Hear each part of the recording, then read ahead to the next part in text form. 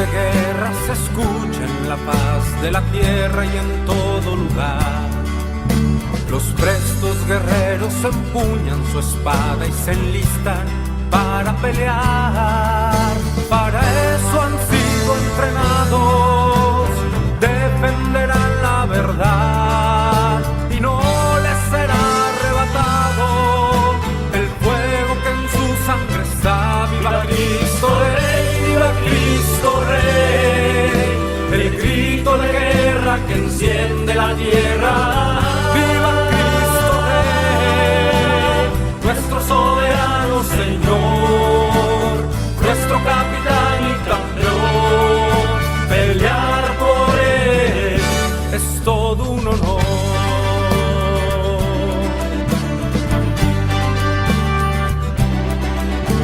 Sabemos que esta batalla no es fácil y muchos se acobardarán, y bajo los dardos de nuestro enemigo sin duda perecerán.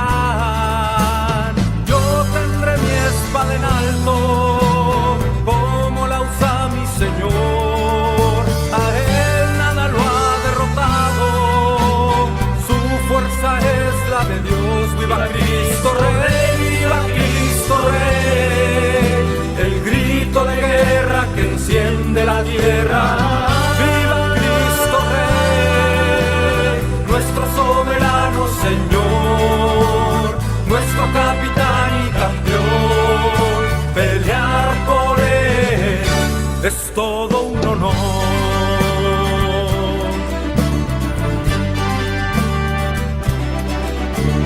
No conocemos mayor alegría, no existe más honroso afán que con mis hermanos estar en la línea y juntos la vida entregar. A él que merece la gloria y nos reclutó por amor.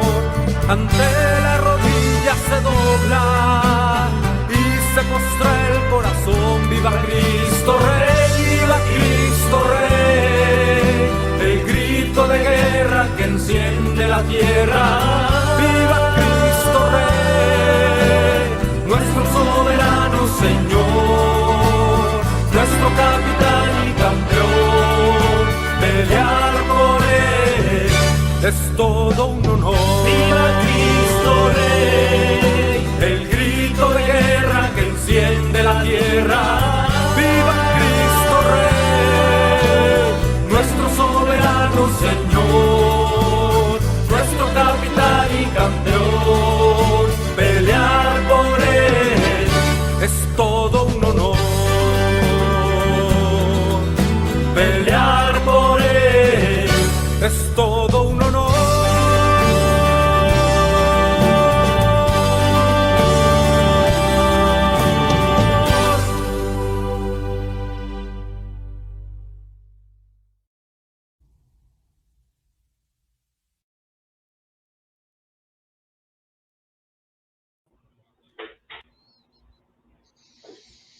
Buenas noches. Bienvenidos en esta hora. Mi nombre es el pastor Gilberto Quintero de las Asambleas de Dios. Es para mí un honor en esta noche presentar a los dos contrincantes en este debate, cuyo tema es la iglesia del siglo I.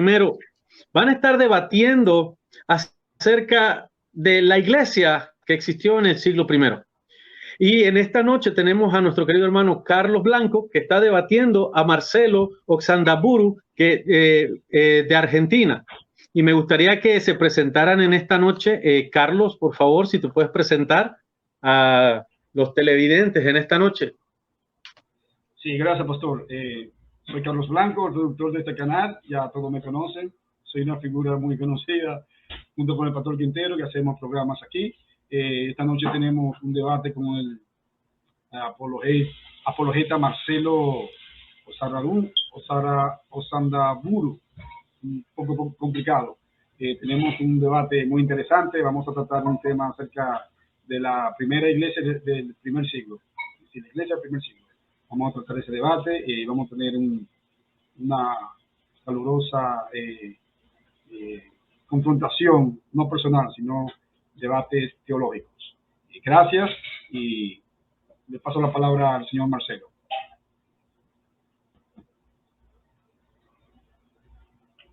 Con nosotros el señor Marcelo. Adelante, Marcelo. Sí, cómo no. Bueno, muy buenas noches a todos. Mi nombre es Marcelo Oxandaburu, soy apologista cristiano católico y bueno, les saludo desde mi ciudad natal, Córdoba, Argentina. Y bueno, como dijo el hermano, hoy vamos a tener un debate interesante, cuál fue la iglesia del primer siglo, cómo la vamos a reconocer. Así que, bueno, les invito a que tomen nota, estén atentos y bueno, todo esto se hace para la mayor honra y gloria de nuestro Señor Jesucristo, ¿verdad? Así que, bueno, los saludo y le doy paso al moderador para que podamos iniciar este debate. Y ante todo pido disculpas, tuve unos problemas técnicos aquí en mi ciudad, por eso se demoró este debate. Así que, bueno, disculpas. Gracias, hermano. Muchísimas gracias, Marcelo. Muchísimas gracias, Carlos. En este canal Cyber Revolution se tratan temas como este para la edificación y educación del pueblo cristiano. Y en esta noche tenemos dos debatientes que van a tocar un tema muy importante para lo que es la fe del cristianismo.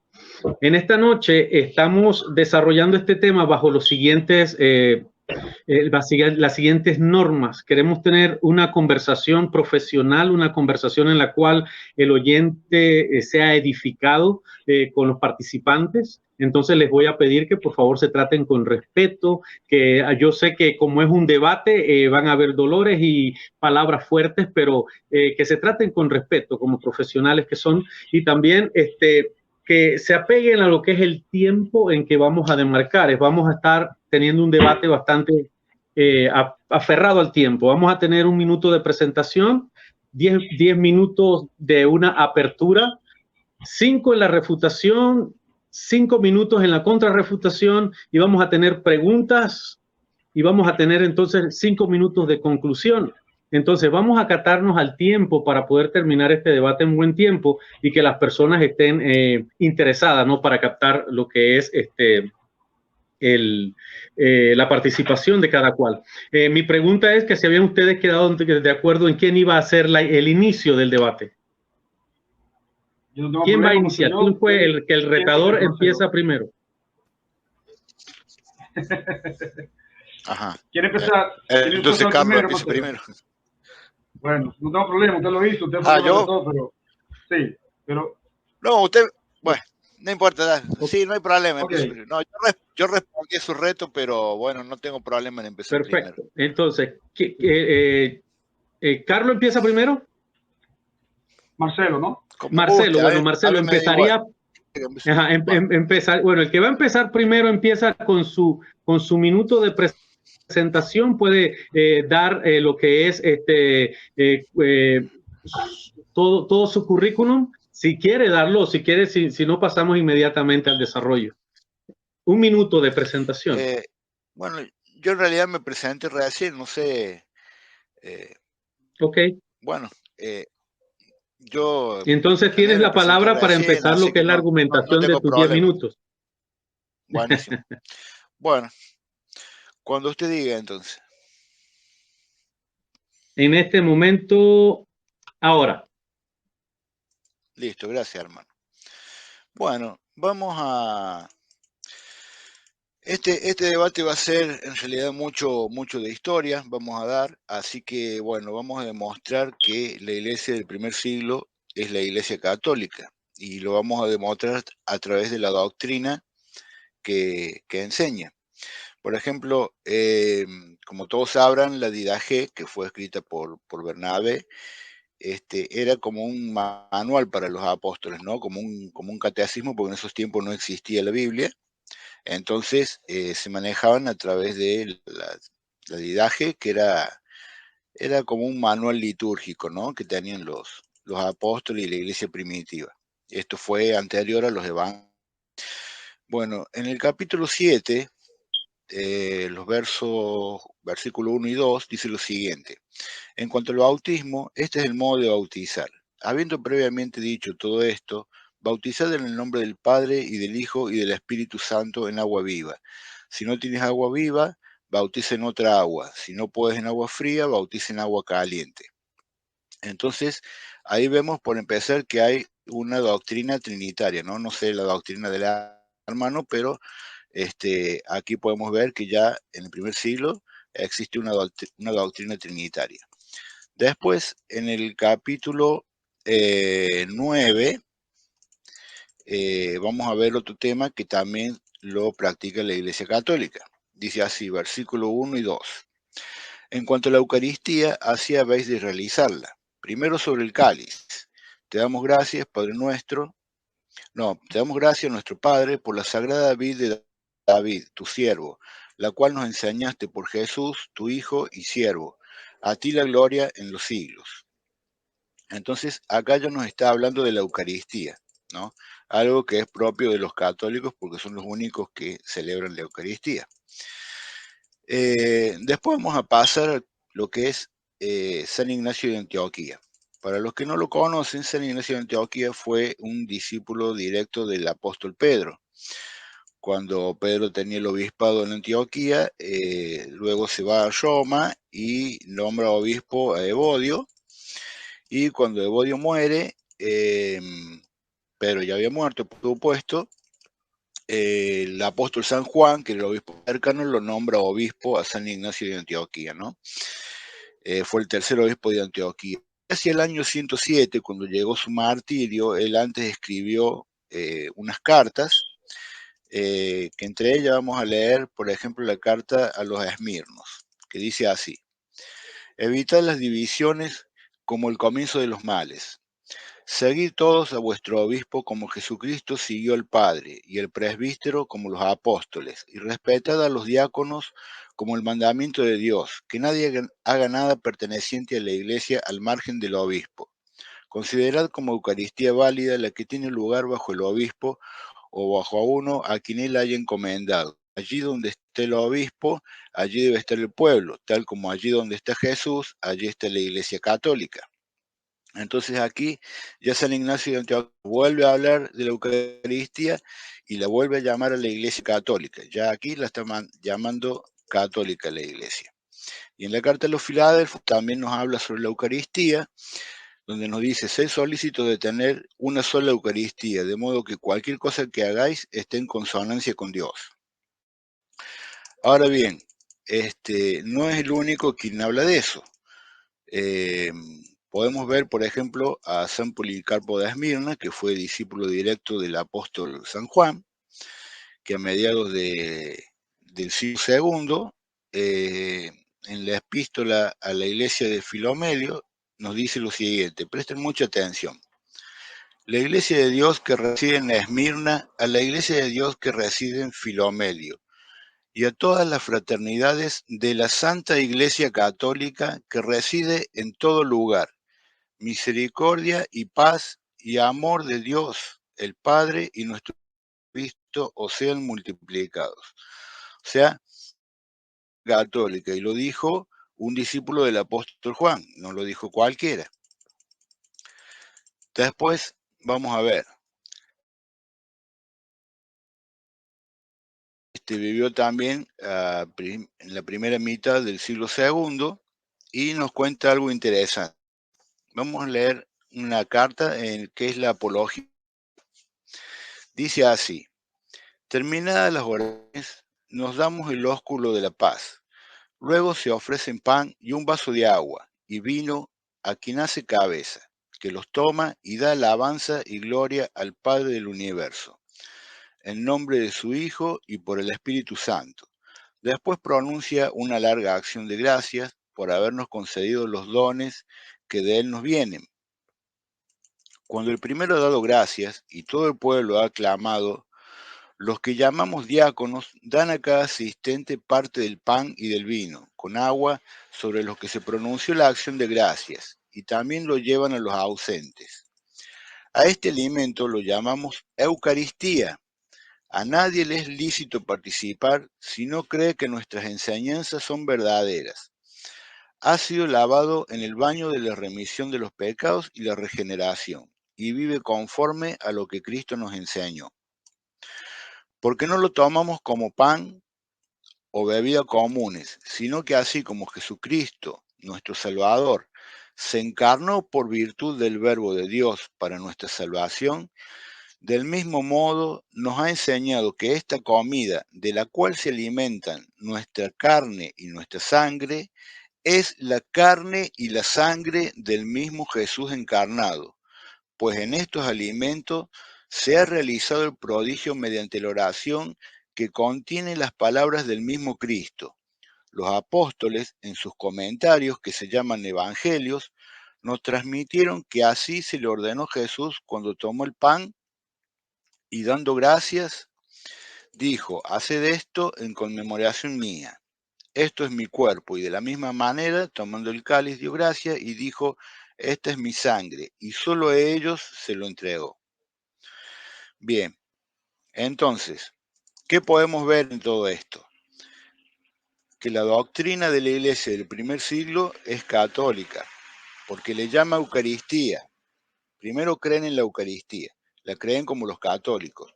No hay ninguna iglesia que le llame Eucaristía a la fracción del pan. ¿Por qué? Porque es el cuerpo real y la sangre real de nuestro Señor Jesucristo en el pan. La llama católica la iglesia, o sea, ya más claro que eso, de la Santa Iglesia Católica, más claro que eso. Si alguien me dice que esa es otra iglesia, que me la muestre, porque la iglesia de Cristo iba a prevalecer por toda la eternidad. O sea, que no es que esa iglesia vivió un tiempo, se acabó y va a volver el día de mañana. Entonces, si esa iglesia no es la iglesia católica, yo pregunto cuál es. Y elegí mostrar la Eucaristía porque es algo que es muy propio de los católicos, que solamente los católicos le llamamos Eucaristía, y eso va a ser prácticamente imposible de refutar porque ninguna iglesia protestante le llama Eucaristía a la fracción del pan. Así que, bueno, a ver si había algún escrito más. Le quedan 2 minutos. Mostrar. Sí, hermano.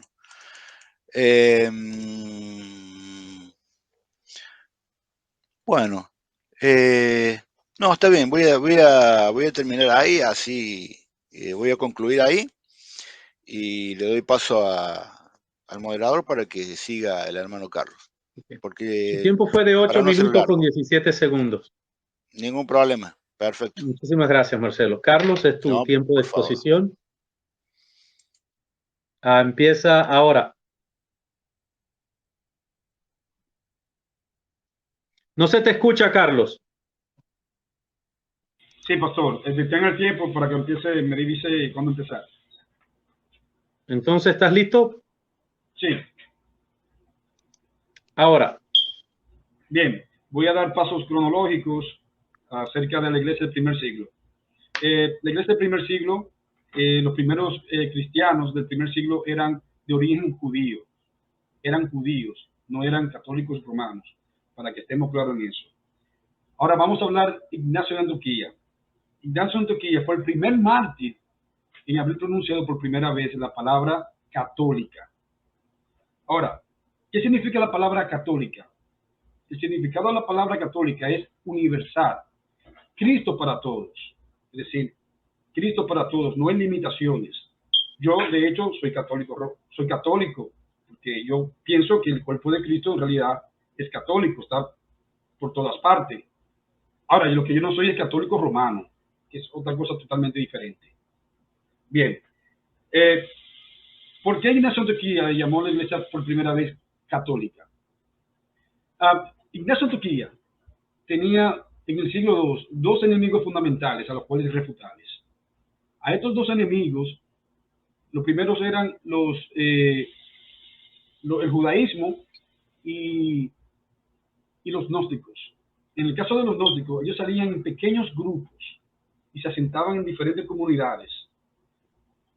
Y entonces Ignacio de Antioquía le envía esa carta dirigida, cuando dice, acabó de leer el amigo Marcelo, fue a Policarpo de Esmirna, que le dice que la iglesia es católica, es decir, que no es como esos pequeños grupos que se asentan en pequeñas células, sino que Cristo para todos, es decir, que tiene esa connotación. Ignacio de Antioquía jamás le pasó por la cabeza querer catapultar una sociedad, una institución religiosa.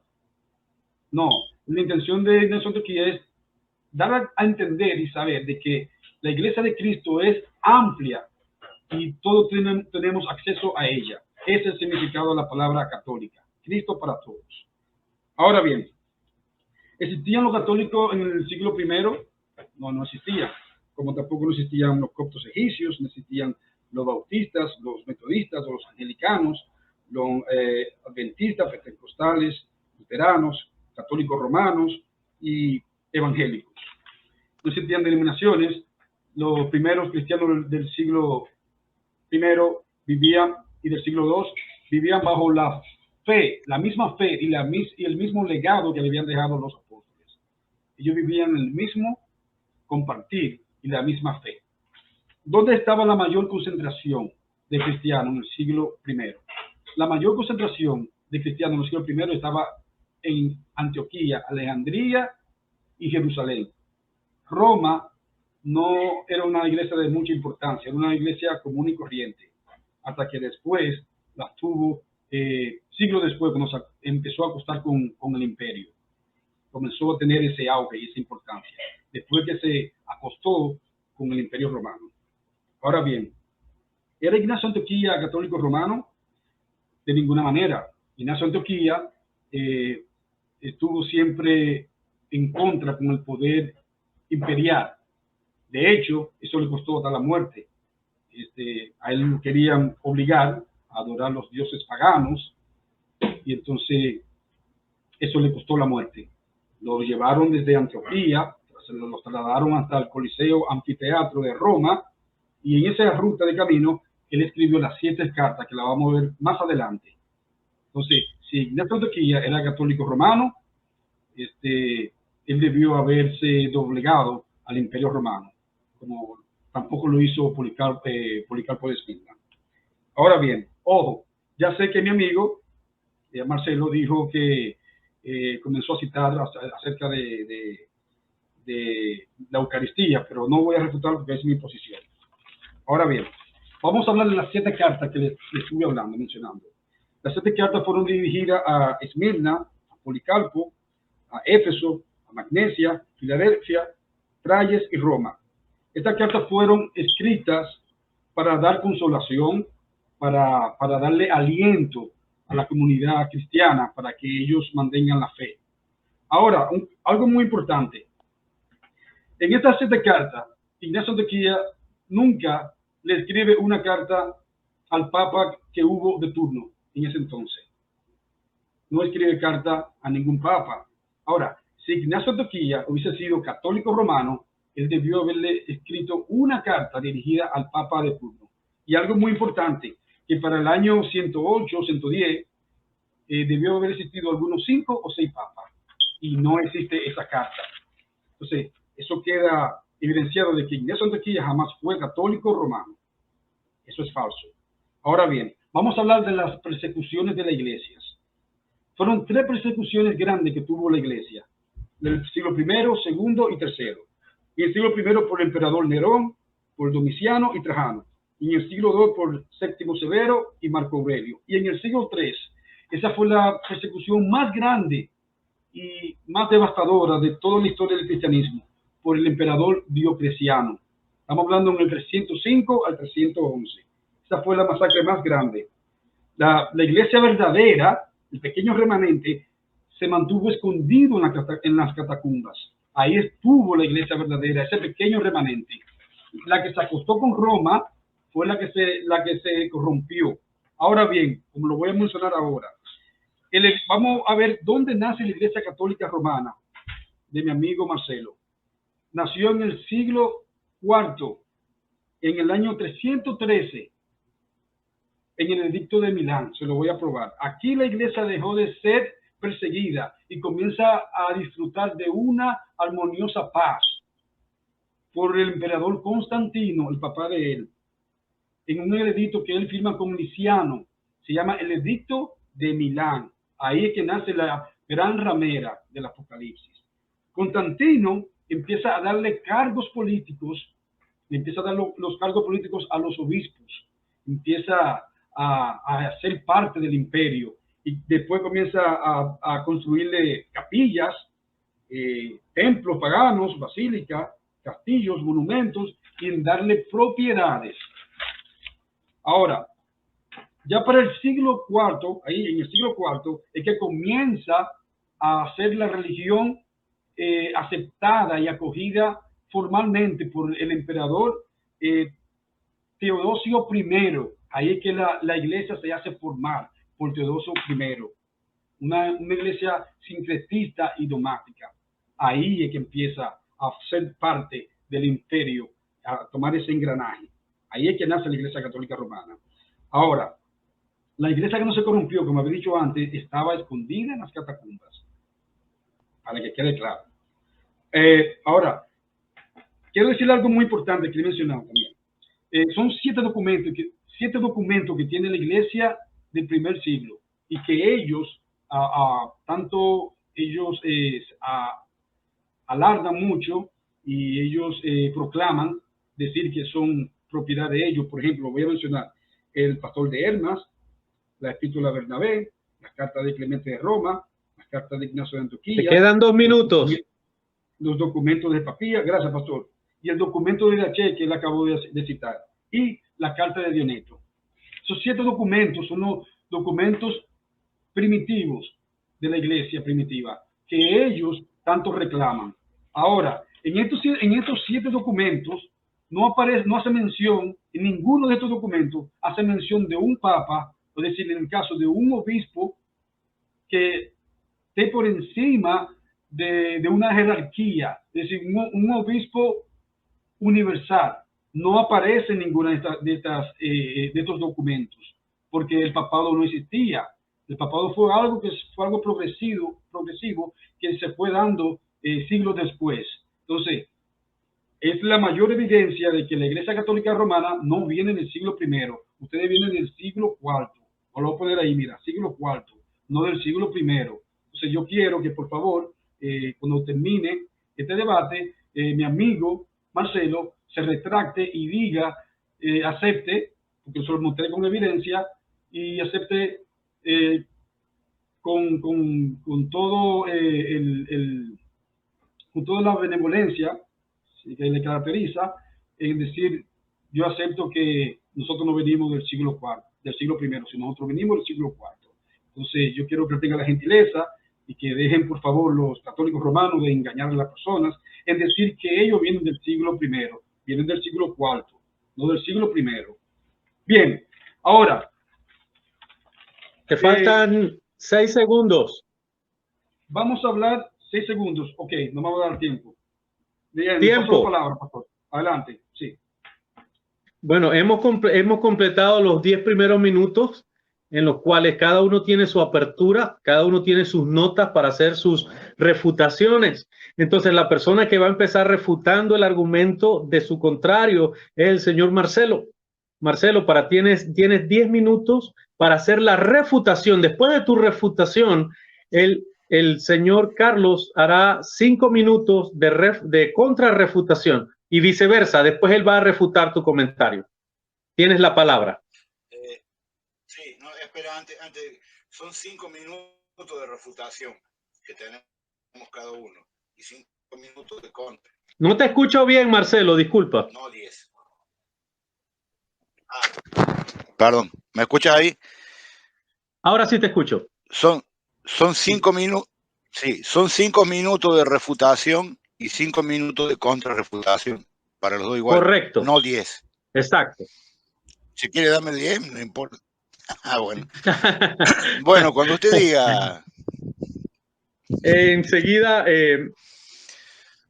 dame un segundo. Ya, corriendo.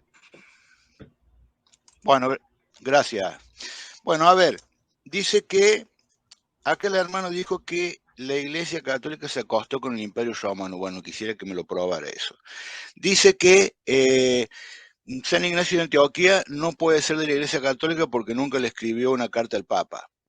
¿Y eso qué tiene que ver? Yo tampoco nunca le escribí una carta al Papa y soy católico. O sea, Eso no prueba nada. Después se contradijo solo, porque dijo que para el año 110 ya había 6 u 8 papas, pero después me dice que la Iglesia Católica nace con Constantino en el 313 con el Edicto de Milán. ¿Usted ha leído el Edicto de Milán, hermano? Si no lo ha leído, yo se lo voy a leer después.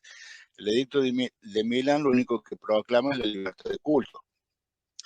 Dice que nace, dice que la iglesia verdadera es la iglesia que estaba escondida, ¿no? Pero eso no fue lo que mandó Jesús, porque él dijo que una lámpara no se esconde abajo de la mesa. La iglesia verdadera predicaba, por eso los mataron, por eso los perseguían.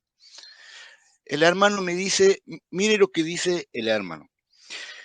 Dice que Constantino, que perseguía a los cristianos, perseguía a los católicos, es el fundador de la Iglesia Católica. Y como después se ve que no le gustó, porque si no saben, Constantino murió siendo arriano.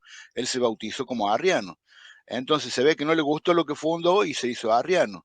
Lo que el hermano nos quiere hacer creer es lo mismo que si yo dijera que Hitler fue el fundador del judaísmo y que después se hizo musulmán. Más o menos sería lo mismo, porque Hitler perseguía a los judíos, entonces después fundó el judaísmo y como no le gustó lo que fundó, se hizo musulmán.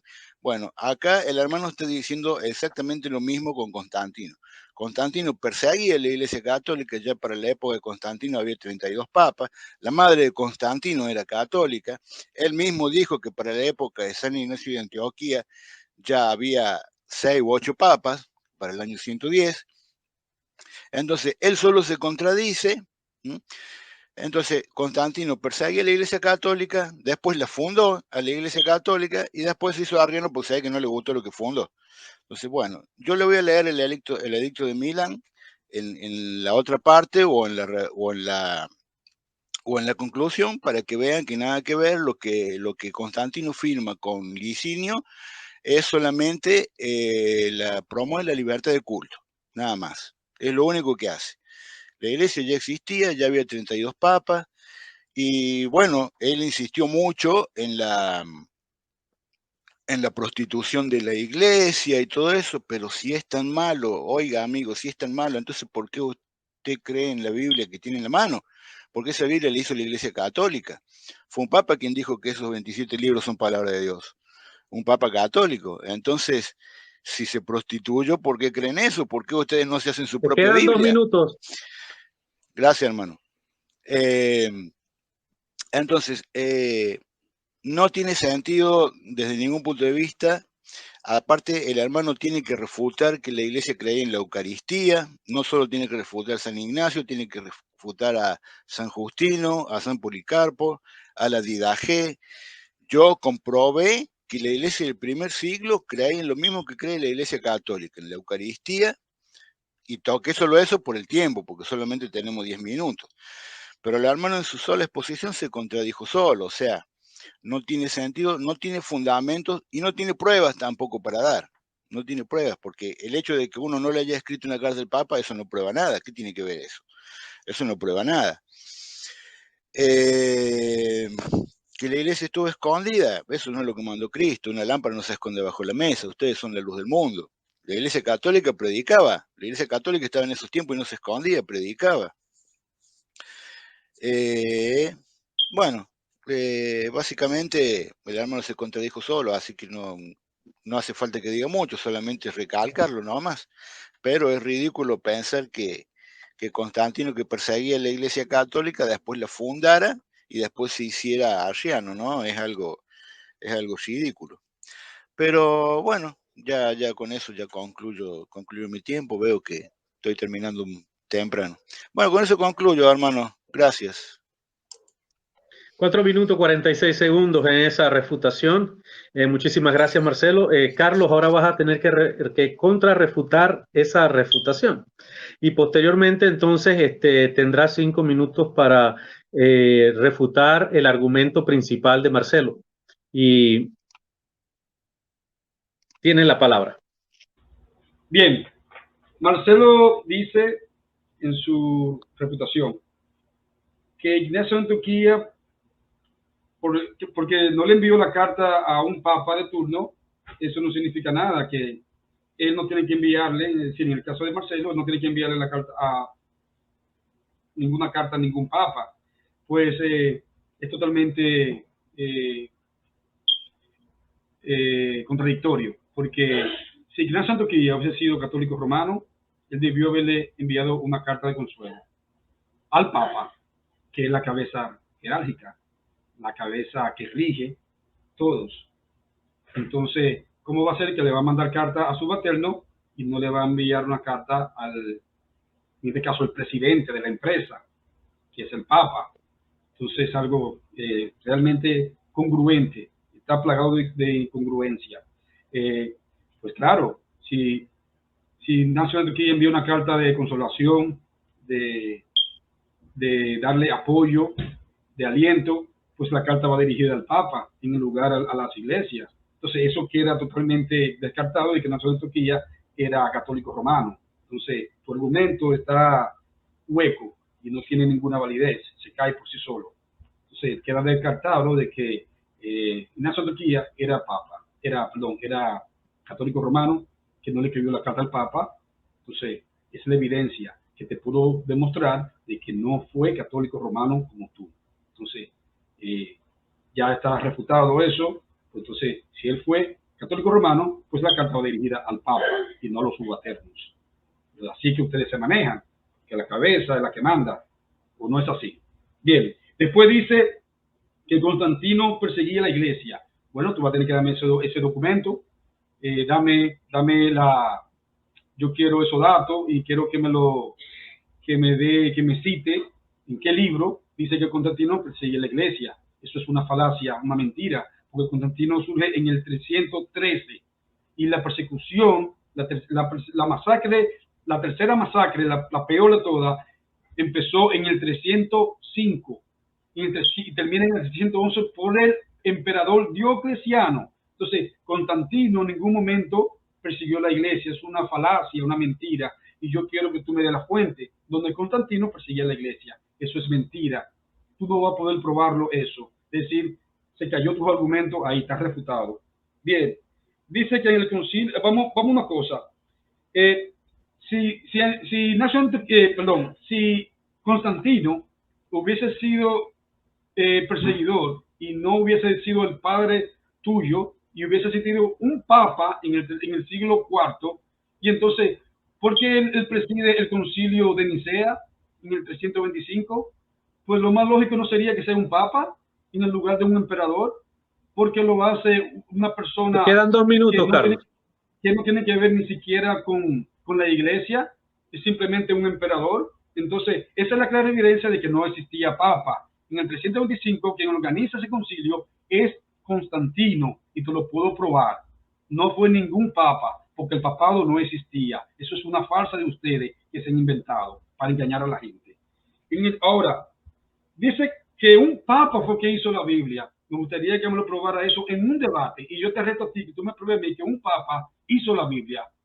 Te reto en un debate, mira a ver si lo podemos hacer el lunes, para que tú me pruebes a mí que en este caso Damaso hizo la Biblia, como ustedes engañan. El farsante payaso de Luis Toro dice que Damaso hizo la Biblia. Me gustaría que tú tomes el lugar de Luis Toro y me lo pruebes a mí que Damaso hizo la Biblia. La invitación está abierta, pero ese no es el tema del debate.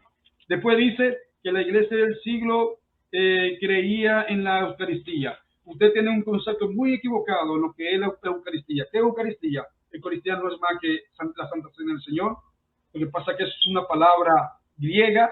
Eucaristia no tiene que ver nada con una palabra latina, no es una palabra latina, es una palabra griega. Ustedes adoptaron el latín porque estaban involucrados y estaban revueltos con los romanos, pues hablaba el latín. Entonces, por eso ustedes adoptaron el latín.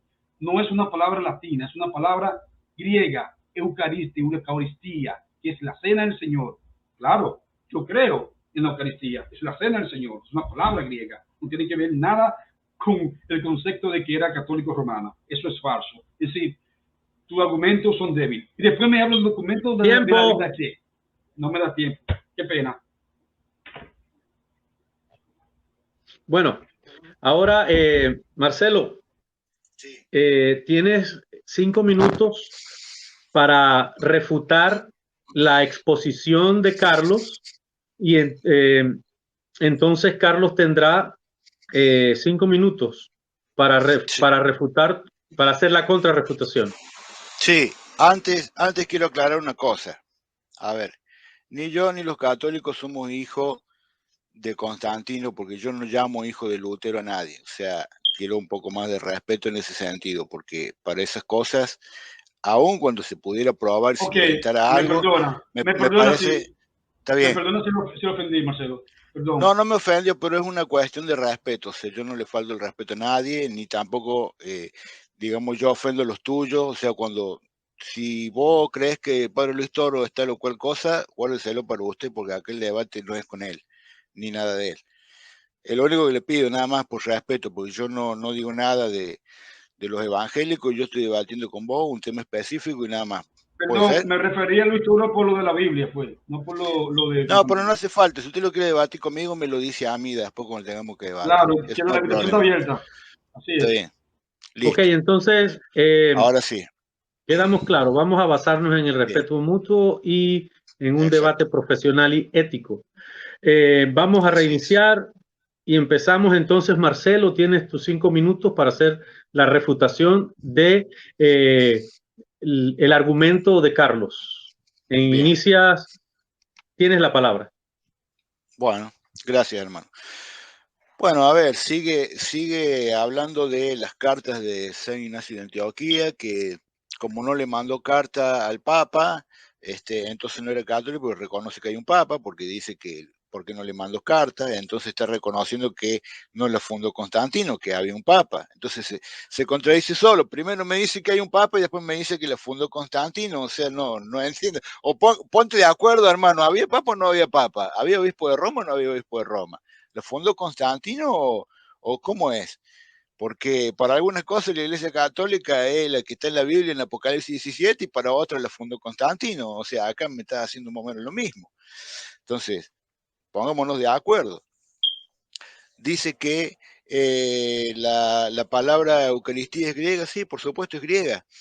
Pero la Iglesia Católica es la única que le llama Eucaristía. La única que le llama Eucaristía es la Iglesia Católica. Nadie, ningún protestante le llama Eucaristía. La Didache le dice Eucaristía. San Ignacio de Antioquía le llamó Eucaristía, creía en la Eucaristía como nosotros. ¿Cómo se llama el otro? San Policarpo, que fue discípulo del apóstol San Juan, también creía como nosotros y también la llamó la Iglesia Santa Católica, la Santa Iglesia Católica. Y San Justino también creía y explicó, y yo lo leí, que creía que la Eucaristía es el cuerpo real de Jesucristo, que ustedes no lo creen. Entonces, la doctrina católica está presente en el primer siglo, yo lo demostré. Usted no demostró que la doctrina evangélica o la doctrina católica no estuvo presente en el primer siglo. Usted no lo demostró eso. Usted tiene que demostrarme eso. Usted me dice que Constantino estuvo, o los emperadores romanos estuvieron en los concilios. Sí, porque, a ver, los imperios cuando conquistaban llevaban su cultura y era obligatorio hablar su idioma, no podía hablar en cualquier idioma. Entonces, así como primeramente habló en griego, que por eso el Nuevo Testamento se escribió en griego, después se habló en latín, y por eso la Vulgata se la traduce al latín, del griego al latín, porque era el idioma permitido, no podía ir cualquiera a hablar. Eso iba contra la ley, hablar en otro idioma que no sea el idioma oficial. Y los emperadores eran personas que se sentían perseguidas, no iban a permitir una reunión de una iglesia, de alguien donde ellos no supieran qué está pasando, ellos tenían que estar presentes y tenían que ver qué es lo que pasaba. La iglesia, ya para entonces, ya el nieto de Constantino, que ya la consolidó más al Estado, como eso era importante, ya cumplió un rol importante, también necesitaba que eso esté bien, como en un país, una empresa que, por Tienes 2 ejemplo, minutos. sí, gracias, hermano, una empresa que genera fuente de trabajo, uno se preocupa para que le vaya bien, porque si no, al país también le afecta. Bueno, en el Imperio Romano pasaba lo mismo, pero usted me dice, muéstreme dónde Constantino perseguía la Iglesia Católica. Bueno, está en la misma página de donde dice que Constantino la fundó de la iglesia. Ahí en la misma página está. Búsquela y la va a encontrar. Si usted me prueba una, va a encontrar la otra. Y bueno, el hermano no tiene argumento. Todo su argumento se basa, toda su argumentación se basó en que San Ignacio de Antioquía no le escribió cartas al Papa.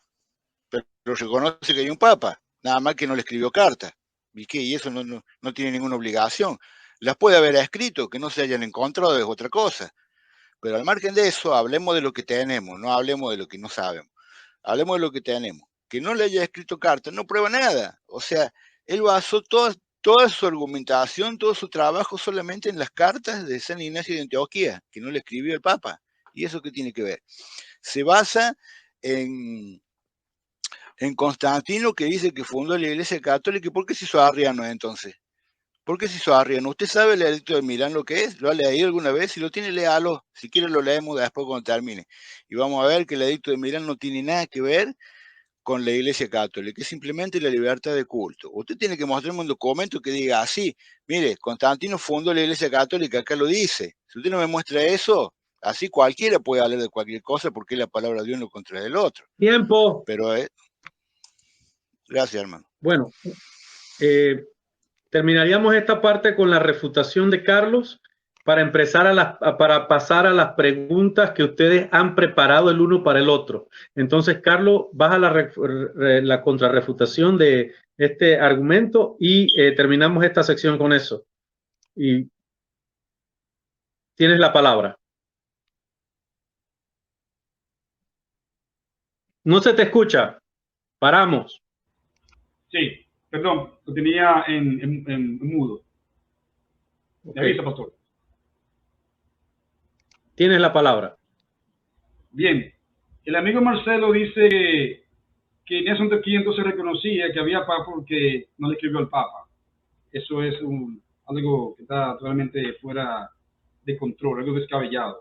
Simplemente lo estoy diciendo y le estoy demostrando a él con hechos de que si Ignacio de Antioquía hubiese sido católico romano, le hubiese dirigido una carta al Papa. Pero como no existía Papa en ese entonces, no sé cómo lo vas a entender, pues no le escribió carta a ningún Papa, porque el Papa no existía para aquel entonces. El Papa comenzó a existir ya a finales del siglo IV. El primer Papa de ustedes fue Gregorio el Grande. Métete eso en la cabeza. Gregorio el Grande fue el primer Papa. Ahí fue que comenzó a gatear el papado con Gregorio el Grande. No es que viene del siglo I, como ustedes hacen creer. Entonces, después me dice que el documento de Leche la escribe Bernabé. Eso es mentira. El documento de Leche es de un documento que no tiene ningún autor. No se conoce el autor del documento de Leche. Eso es falso. Bernabé no escribió ese documento. No se desconoce el autor del documento de Leche. De hecho, muchos dicen que ese documento es espurio y que es de origen gnóstico. Yo no podría afirmar eso, sino para que vea que ni siquiera se conoce el autor del documento de Leche. Y yo me gustaría que tú a mí me lo pruebes, que ese documento lo escribió Bernabé, no podrá demostrarlo. Después me dice que la Iglesia Católica Romana es la verdadera iglesia porque le llama Eucaristía. Es decir, que otra iglesia no le llama Eucaristía, por eso no es la verdadera iglesia. ¿Y qué tiene que ver? Pero Eucaristía significa Santa Cena. Esa es la palabra, Eucaristía. Ustedes llaman Eucaristía porque es una palabra griega y ustedes le gustan siempre usurpar todo que esté cerca de la verdad. Ustedes quieren siempre estar ahí arrinconados, como usurparon la llave de Pedro, la abrogaron la llave de Pedro.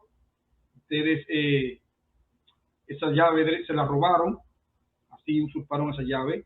También se abrogaron el derecho de ser los vicarios, es decir, le quitaron el puesto a Cristo. El Papa es el vicario de Cristo. Ustedes se abrogaron eso también. Es decir, ustedes usurpan todos los puestos. Y como hicieron también con otros documentos, por ejemplo, vamos a hablar de los documentos isidorianos, los fraudulentos isidorianos, no sé si lo conoces. los feudos isidorianos. Ustedes, su padre, si tú dices que tú no eres hijo de Constantino, es decir, perdona que te lo diga así, se me chipoteó, lo admito. Pero ustedes niegan que no vienen de Constantino, entonces, ¿por qué ustedes reclaman herencia de un padre? Te quedan 2 minutos. Porque ustedes reclaman herencia de alguien que no es su padre. Ustedes falsifican documentos para reclamar las propiedades de Constantino, las tierras de Constantino, los castillos, el castillo de Letrán y todas las propiedades, para decir, es decir, falsifican estos documentos para después decir que eso se lo dejó su padre, Constantino. Entonces, yo no entiendo. Ustedes, ¿son de Constantino o no son de Constantino? Okay. ¿Y por qué reclaman y falsifican documentos? Vamos, te lo voy a leer. Los pseudo-isidorianos, estos son documentos falsos que ustedes falsificaron en el siglo octavo al noveno con el imperio Carlos Magno.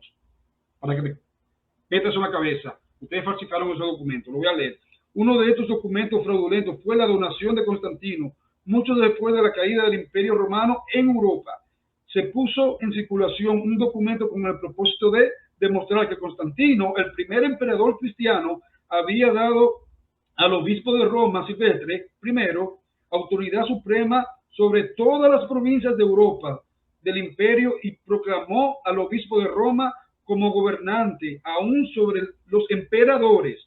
El documento explicaba que el traslado de la capital de Roma a Constantinopla se debía a que el emperador no permitiría a ningún potentado permanecer en Roma como rival papal. De muchas las influencias fue otro fraude o serie de fraudes, las decretales pseudo-isidorianas, que se publicaron alrededor del 830. Profesaban ser decisiones. Ok. Perfecto. ¿Tienen sus preguntas listas? Sí. Entonces, seguimos de esta forma. Empezamos con Marcelo, que empezó la exposición. Va a interrogar a Carlos. La pregunta tienes que desarrollarla en un tiempo de 1 minuto, el cual Carlos tendrá que responder en un tiempo de 3 minutos, y entonces vas a tener 2 minutos más para hacer una contrarrefutación a la respuesta de Carlos. Entonces, reseteamos el reloj y tienes la palabra, Marcelo. Bien, gracias, hermano. A ver, nosotros sabemos por la palabra de Dios que la Iglesia de Cristo va a existir por siempre, ¿no? Desde los apóstoles hasta el final de los tiempos. No tiene un periodo en que no estuvo y otro periodo que reaparece. La Iglesia de Cristo está desde siempre y para siempre, ¿no es cierto? Bien, ahora yo le pregunto, hermano. Usted dice que la Iglesia Católica no es la Iglesia del primer siglo. Bueno, vamos a suponer por un momento que usted tuviera razón. Entonces yo le pregunto, ¿cuál es la Iglesia de Cristo? ¿A dónde está ahora? ¿Cómo se llama? ¿Cuál es? Porque si no era la Iglesia Católica, es otra. Y esa otra, al día de hoy, tiene que estar. No va a estar escondida, porque eso no fue lo que mandó Jesús. Hay que reconocerla, tiene que tener algún nombre. Entonces la pregunta mía concreta es, ¿cuál es la Iglesia de Cristo, la que fundó Jesucristo? Si no es la Iglesia Católica, ¿cuál es? ¿Cómo se llama? ¿Dónde está hoy día? Esa es mi pregunta.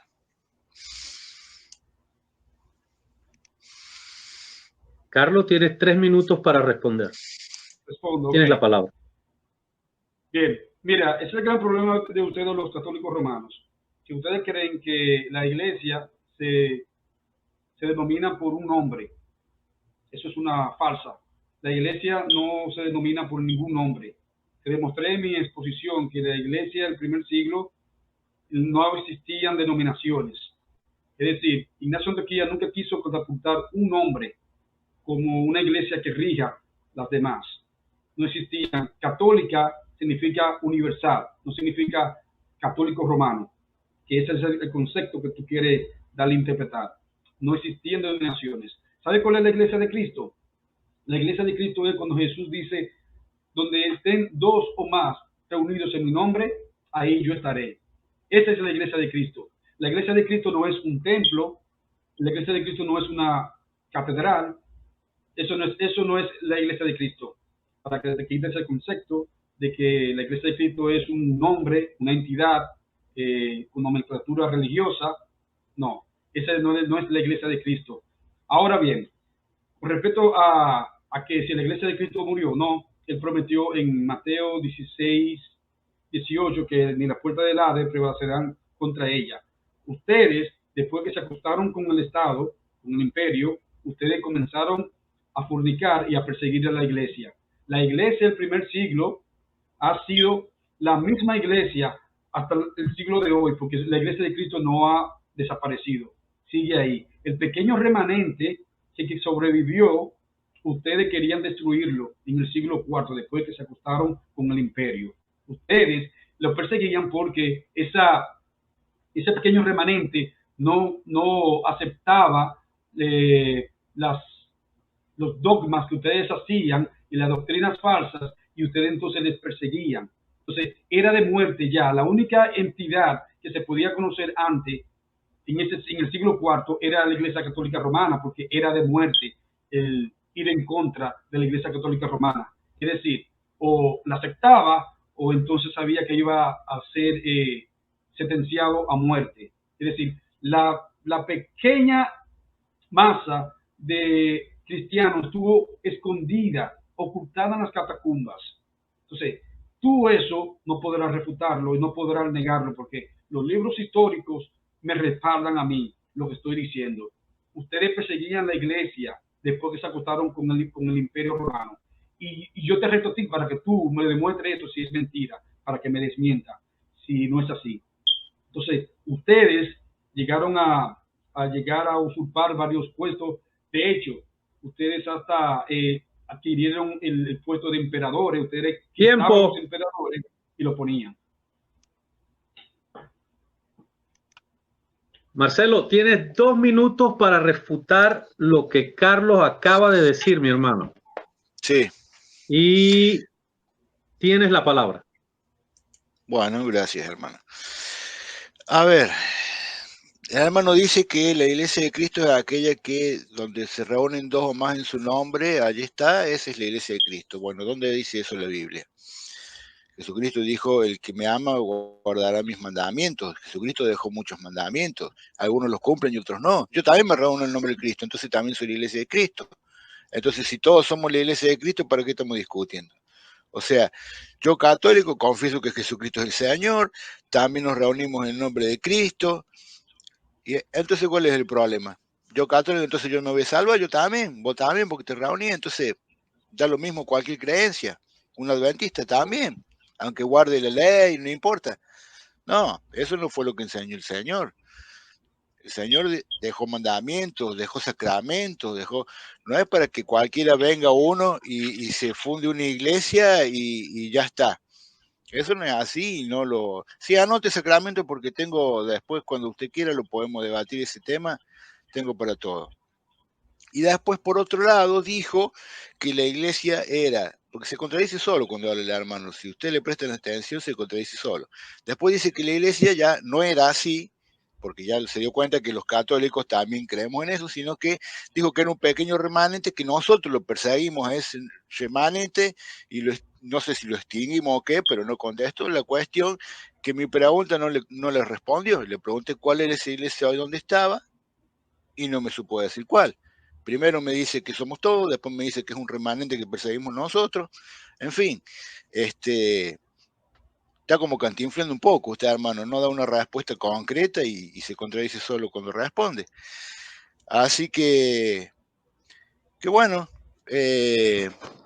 no, él se refuta solo. Tiempo, Marcelo. Marcelo, tiempo. Vamos a hacer 2 preguntas de Marcelo, la segunda pregunta, y entonces le vamos a dar la oportunidad a las 2 preguntas de Carlos. ¿Cuál sería tu segunda pregunta para Carlos? No. Son intercaladas, tiene que preguntar Carlos ahora. ¿La quieres intercaladas? Perfecto. Sí. Entonces, Carlos, ¿tienes tu pregunta preparada para Marcelo? Bien. Ahí va mi Entonces, pregunta, Marcelo. Me avisa. Tienes la palabra. Un minuto Bien. para formular. En el año 325, Marcelo, en el concilio de Nicea, si hubiese existido papa, como tú dices que existía, ¿por qué la preside un emperador?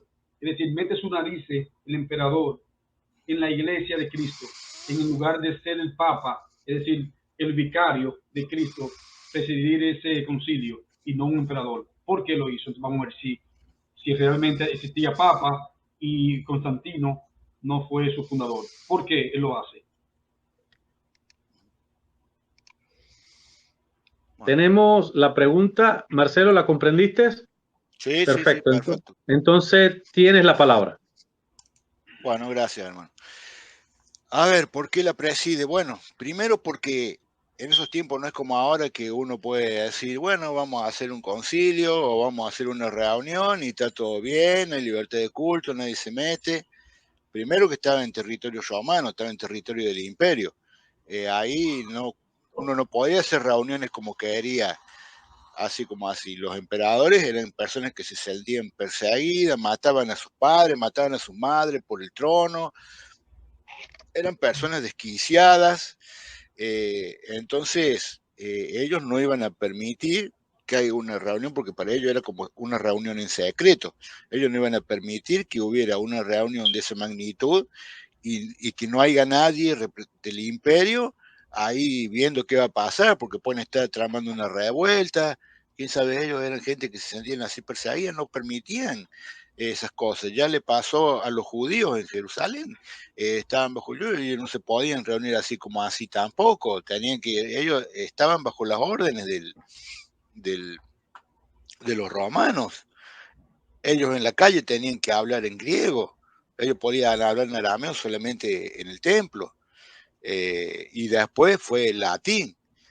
Y bueno, es una razón que uno tiene que entender y ambientarse esos tiempos. Uno para eso tiene que conocer un poco de historia, tiene que conocer que tiene que verlo con los ojos de esos tiempos, no con los ojos de ahora. Hoy en día cualquiera se puede hacer un concilio, cualquier reunión y no pasa nada. Pero en esos tiempos no era así de fácil.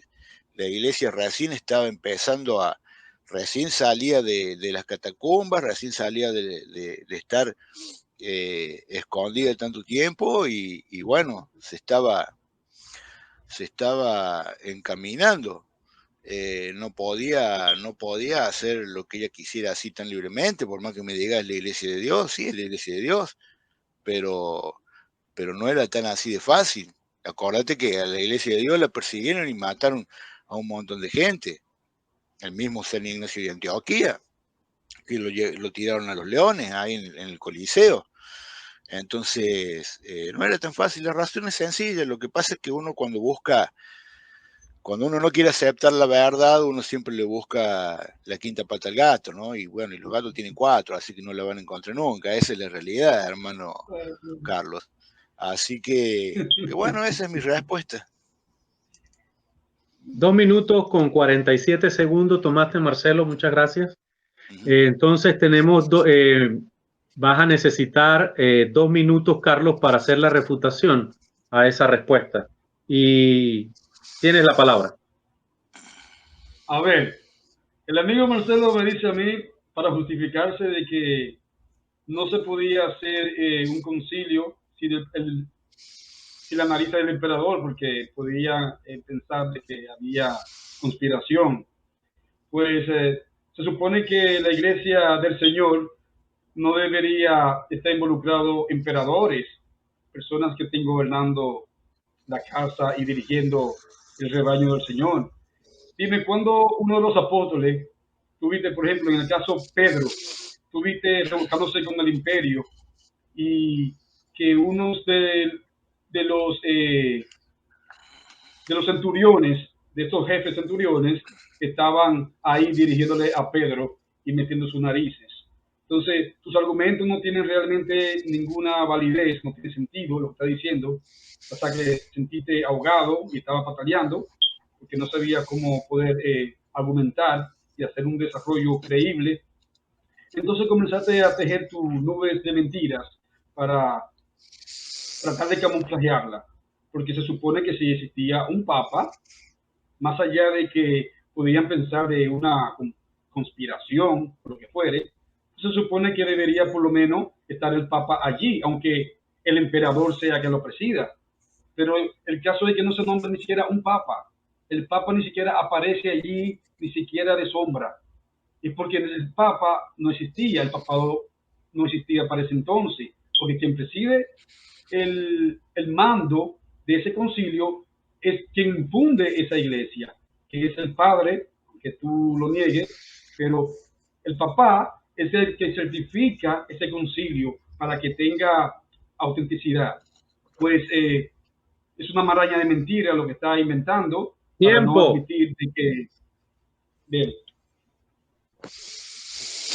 Perfecto, esa fue la pregunta de Carlos. Vamos a pasar a una pregunta de Marcelo. No, pastor, la refutación mía. ¿La refutación de Marcelo? No, la refutación mía. Yo le refuté Ah, a sí, sí, Marcelo. era tu refutación. Ahora le toca hacer la pregunta a Marcelo. Sí, es correcto. pregunto yo. A ver, bueno. Y tienes la palabra, Marcelo. Sí, espere que estoy formulando a ver, la pregunta porque se está yendo del tema, se va a los concilios, todo eso, y al final esto es de la iglesia del siglo I. Bueno, vamos a ver. Mi pregunta... Perdón, Marcelo, perdón, no me estoy desviando, es parte de la historia. No me estoy desviando. Carlos, Sí, Carlos, no, si tienes algo que decir, dilo en el tiempo que viene. Deja que él termine de formular el pensamiento. Sí, pastor, lo que pasa es que está diciendo que yo me estoy desviando del tema. Es parte de la historia. Ok, perfecto, se entiende. Continúa, Marcelo. Bueno, sí, para mí se está desviando porque el tema es la iglesia del siglo I, no cuarto, tercero, bueno. Volviendo al tema principal, que es la iglesia del siglo I, que el hermano no me supo responder, Carlos no me supo responder mi primera pregunta. A ver, Carlos, si la iglesia no era católica, entonces era evangélica, porque no hay otra. O sea, o es evangélica, no hay otra. ¿Entendés? Entonces, además, vos crees en una doctrina evangélica porque crees que es la doctrina de Cristo, ¿verdad? Si no, no la creerías. Ahora, vos podés probar que la doctrina evangélica existía en el primer siglo. Por ejemplo, no sé, la sola escritura, salvo siempre salvo, qué sé yo, no sé, algún pastor del primer siglo, segundo, tercero. Llevas 1 minuto y 29 segundos formulando la pregunta, Marcelo. Listo. ¿Cuál sería la pregunta en concreto? Si puede demostrar que la iglesia protestante existía en el primer siglo. Carlos, en estos 3 minutos que tienes para responder la pregunta que te hizo Marcelo, en este tiempo tienes para responder la pregunta, es tu tiempo para hablar, entonces puedes añadir lo que querías decir hace un momento. Pero son tus 3 minutos, ¿no? Ok, sí, pastor, gracias. Déjame un segundo. Sí. Tienes la palabra. Sí, Marcelo, mira, déjame refutarte eso, la pregunta que te me está preguntando. Dije en mi exposición, cuando empecé, que no existían denominaciones en el siglo I. Tú tienes un concepto muy errado, lo que es la palabra católica. Católica no significa católica romana. Católico significa universal. Yo soy católico, porque yo pertenezco al cuerpo de Cristo. Y eso es lo que significa católico, universal. Lo que yo no soy es católico romano, que es una cosa totalmente diferente, que es a donde tú perteneces.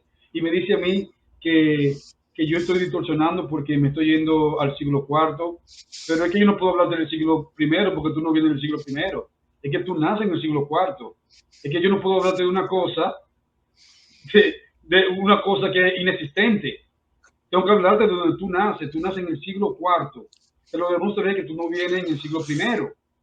En el siglo I no existían denominaciones, y no existían evangélicos, no existían pentecostales, no existían bautistas, no existían mormones, testigos de Jehová, no existían denominaciones. Me dice a mí que te demuestre a ti acerca de la sola escritura y de que te demuestre a ti también acerca de salvo siempre salvo. Bueno, yo no soy calvinista, tienes que preguntar solo a los calvinistas. Los calvinistas te podrían responder esa pregunta, pero yo no soy calvinista. Yo sí sé que la santidad hay que mantenerla, y para ser salvo hay que mantener en santidad. Eso es una cosa que tú tendrías que preguntar solo a los calvinistas. Yo no soy calvinista. Y la sola escritura, si te lo podía probar, la sola escritura, es que si tuviéramos abocado nada más a tener las puertas abiertas de las escrituras, pues entonces podríamos creer todos los dogmas que ustedes preparan y formulan allí en reuniones, en concilios, y podríamos creer todas esas marañas de mentiras que ustedes inventan. Pues entonces, yo sí creo que la escritura tiene un límite. No podemos creer cualquier cosa, cualquier bula papal, porque para eso es que ustedes quieren tener ese libre, esa anchura, es decir, de poder penetrar sus herejías y así como tener el camino libre para poder introducir lo que ustedes quieran. Por eso no creen en la sola escritura, porque pretenden mejor tener el camino sin ninguna restricciones. Quieren tener el camino amplio para ustedes infiltrar todos sus dogmas y todas sus mentiras que no se sostienen bíblicamente. Pues sí, las escrituras, nuestro Señor Jesucristo dijo que si de verdad nosotros somos discípulos de Él, tenemos que seguir el legado de Él. Es decir, ¿cómo lo encontramos? En las escrituras, en los evangelios, en los 4 evangelios, podemos encontrar el legado de Jesucristo. Te quedan 2 minutos, Marcelo, para refutar lo que él dijo en esa última, en esta última pregunta que le hiciste, para que refutes y entonces puedes hacer tu comentario en este tiempo de 2 minutos que tienes, y tienes la palabra. Bueno, gracias, hermano. Bueno, contesto según lo esperado. Es decir, no había denominación, dice el hermano. Es correcto. Antes no había pentecostales, no había bautistas, no había calvinistas, eso es verdad. Pero sí había una doctrina, porque los evangélicos, incluyendo ustedes, hermanos que están presentes aquí, ustedes creen en su doctrina evangélica porque ustedes dicen que esa doctrina es la verdadera doctrina de Cristo. Si no, no la creerían, ¿no es cierto? Entonces, si es la verdadera doctrina de Cristo, esta doctrina en la que ustedes creen tendría que haber estado presente en el primer siglo, segundo y tercero, porque si no, no hay salvación. O sea, si esa doctrina es doctrina de salvación, tiene que haber estado presente en todos esos siglos. Si no estuvo es porque no es de salvación. Y si no es de salvación es porque no es de Cristo. El hermano no pudo probar que la doctrina que él sigue haya estado en los primeros siglos. Por lo tanto, no es de doctrina de salvación. ¿Y qué quiere decir esto? Acá o es blanco o es negro, o sea, o es católico o es protestante. Y si no existía la doctrina protestante y yo demostré que existe la doctrina católica, entonces es la Iglesia Católica la del primer siglo, porque lo demostré con los escritos de padres de la Iglesia, con la Didache, que él dice que no le escribió Bernabé, pero bueno, quizás tenga que actualizarse, hermano. Ya se sabe que eso lo escribió Bernabé, como se sabe que Hebreos lo escribió San Pablo. Quizá tenga que actualizarse un poquito, pero bueno, eso no importa en este momento. Así que bueno, con eso queda refutado. Bueno, el hermano se refuta él solo, así que por ahí no hace falta que lo haga yo. Pero bueno, con eso termino. Tiempo. Bueno, perfecto. Hemos hecho 2 preguntas cada uno. Con eso hemos pasado muchos minutos, muy buenas conversaciones. Ahora vamos a tener 5 minutos para un cierre.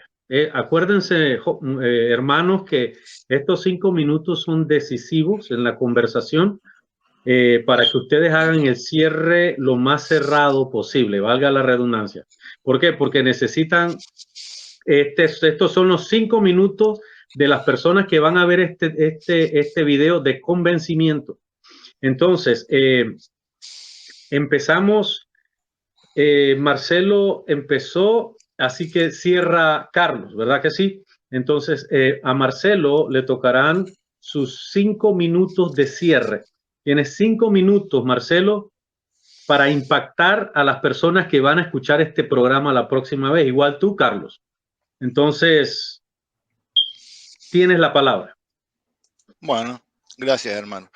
Bueno, el impacto lo dejé en mi exposición, donde ahí yo dejé clarito, si alguien quiere entender esto, que vea mi exposición, los 10 primeros minutos, y ahí lo va a entender, pues no voy a volver a repetir todo. Pero fue clarito y creo que he sido contundente. Aquí el debate es la iglesia del primer siglo. Yo comprobé que la iglesia del primer siglo cree en la Eucaristía tal cual creen los católicos, con el cuerpo y sangre real de Jesucristo, no con a una manera de símbolo. Eso lo creía la iglesia primitiva. Le llamaba Eucaristía. Eucaristía significa acción de gracias, no Santa Cena, significa acción de gracias. Que eso es un léxico que tenemos los católicos. Los protestantes no le llaman ni acción de gracia ni Eucaristía, le llaman Santa Cena o la Cena del Señor o la fracción del pan. Entonces ahí ya demostramos claramente la doctrina protestante, la doctrina católica, perdón. De hecho, 2 discípulos de los apóstoles, discípulos directos como San Ignacio de Antioquía y como ¿cómo se llama? No me va a salir el nombre ahora. Bueno, a la iglesia la llamaron católica, no solo que creían San Policarpo, a la iglesia la llamaron católica, la Santa Iglesia Católica le llamó San Policarpo. O sea, más clarito que el agua, no sé, porque el hecho de que me diga, sí, católico significa universal, yo también soy universal, sí, está perfecto, pero tu iglesia no se llama universal. Universales somos nosotros, que de hecho tampoco es un nombre, así se nos dice, porque la iglesia de Cristo no le puso nombre a la iglesia. A nosotros se nos dice católico porque es universal, apostólica porque tiene la sucesión de los apóstoles, y romana porque tiene la sede en Roma, pero ese no es el nombre de la iglesia, así se le dice, porque usted no va a ir nunca a una iglesia católica y va a ver que diga Iglesia Católica San Pedro Apóstol, o vaya al Vaticano y que diga sede de la Iglesia Católica, o a un obispado y que diga arzobispado de la Iglesia Católica. No, la iglesia no tiene nombre. En cambio, en el protestantismo sí, por ejemplo, dice Iglesia Pentecostal Juan 3:16 o Iglesia Bautista tal y tal. En eso sí, porque tienen nombres para distinguirse. La Iglesia Católica no tiene nombre, se le dice así se le llama. Entonces, di pruebas contundentes, pruebas del primer siglo. El hermano quiso tratar de desacreditar las pruebas que yo di, diciendo que como no lo menciona, y solamente habló de la San Ignacio de Antioquía, no hablo de las otras que di, ni la de Justino Mártir, ni la de Policarpo. No, son 5, me quedan 2 minutos. Me quedan 2 minutos. Son 5 minutos. Ok, yo tengo 5 minutos acá ya en mi reloj. ¿5? Yo tengo 3 acá. Yo no tengo problema, pastor. Tú le puedes dar 2 minutos más para que él. Ok, entonces voy a continuar con mi cronómetro y cuando termino con mi cronómetro lo igualas tú y entonces lo hacemos. Dale, Marcelo, continúa. Bueno, trato de desacreditar con lo de San Ignacio de Antioquía, que como no le escribió carta al Papa, entonces quiere decir que él no era católico. Eso no prueba nada. Él dijo que la Iglesia Católica la fundó Constantino. Yo no vi ningún papel que diga que la fundó Constantino. Así que él tiene que demostrar que la fundó Constantino. El hecho que hayan presenciado un concilio, que hayan estado en un concilio, o que lo haya convocado él mismo el concilio, eso no prueba que haya fundado la iglesia. Eso no tiene nada que ver. ¿Por qué se hizo arriano Constantino entonces? ¿Por qué se hizo arriano? ¿Por qué no siguió siendo católico?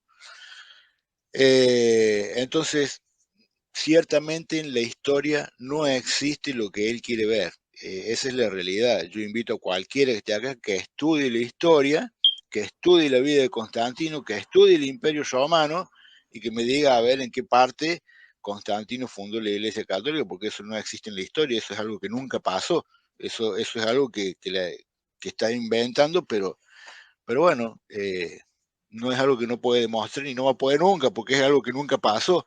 Léame el edicto de Milán. Si no lo leo usted, lo leo yo después de terminar. A ver qué dice el edicto de Milán. A ver si ahí funda alguna iglesia. Sería bueno porque, bueno, ya llegó mi tiempo. Ya está. Eso probaría todo. Mi tiempo paró en 6 minutos con 41 segundos. El mío en 5:7.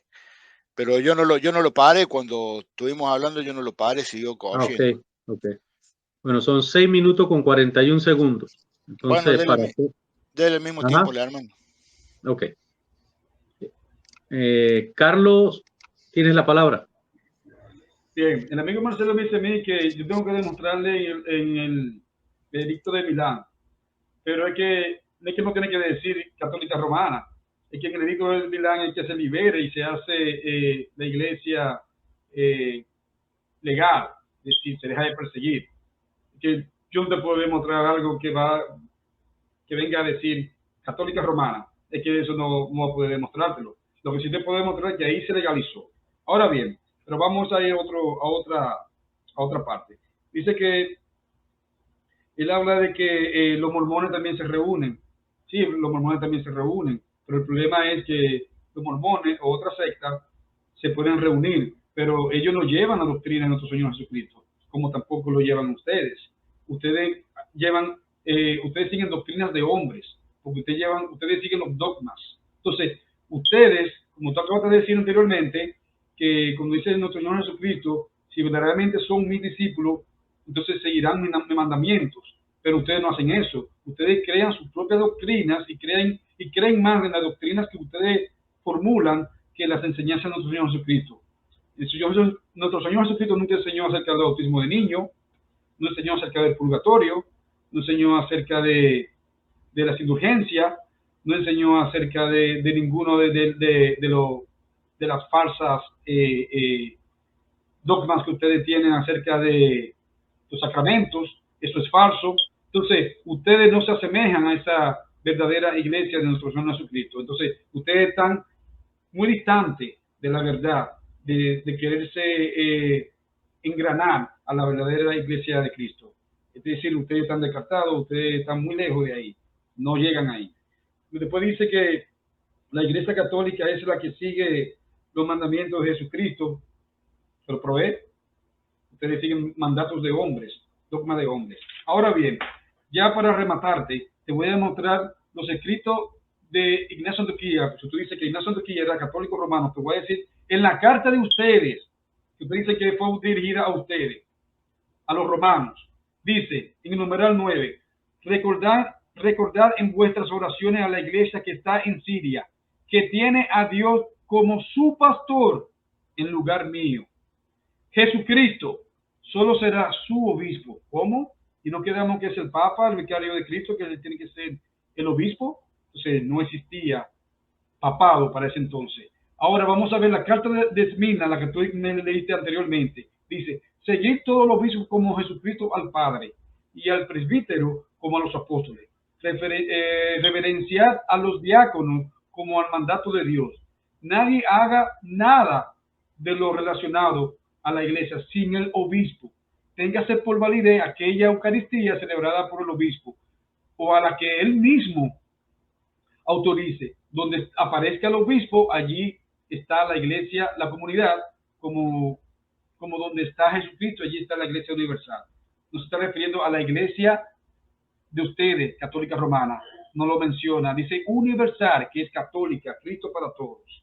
Entonces, quítate ese concepto de la cabeza, te lo demostré. Ignacio Antioquía no era católico romano. Si Ignacio Antioquía fuera católico romano, él debió haberle escrito una carta al Papa, que es la cabeza jerárquica de la iglesia, porque nadie hace nada por encima sin el Papa. Hoy en día, nadie puede tomar decisiones si no la decide el Papa. Entonces, Ignacio Antioquía ni siquiera menciona a un papa de juego, ni siquiera hace una mención. No hace nada de eso, ninguna de sus cartas. Entonces, ¿cómo va a ser que alguien ya está en sus momentos finales para ser trasladado al Coliseo romano, para ser comido por fieras? No le va a escribir, por el último suspiro de su vida, no le va a escribir al que preside la cabeza, no le va a escribir nada, nada más le escribe a las 7 iglesias. Entonces, es lógico, a ninguna cabeza le cabe el pensar de que Ignacio Antioquía era católico romano, porque no le escribe una carta a ningún papa de turno, porque el papado no existía. El papado fue algo gradual que se fue dando ya casi al final del siglo IV, por el primer papa Gregorio I, Gregorio el Grande. Ese fue el primer papa. Y ahora, tú me dices a mí que me vas a hablar, ya no tenemos tiempo, porque no lo hiciste anteriormente, que me iba a educar acerca del edicto de Milán. Pues mira, aquí lo tengo, te puedo mostrar el libro. Cuando tú quieras podemos hacer ese debate y te lo voy a probar acerca del edicto de Milán. Te lo voy a demostrar. ¿Qué habla del edicto de Milán? Si ahí ustedes nacen o no nacen en el siglo IV. Dejen de engañar a la gente de que ustedes vienen del siglo I. Eso es una farsa que ustedes se han inventado para captar más adeptos y así atraparle en esa telaraña de mentira y amedrentarla y embaucarla con sus dogmas, porque es una iglesia dogmática, por no decirle otro nombre.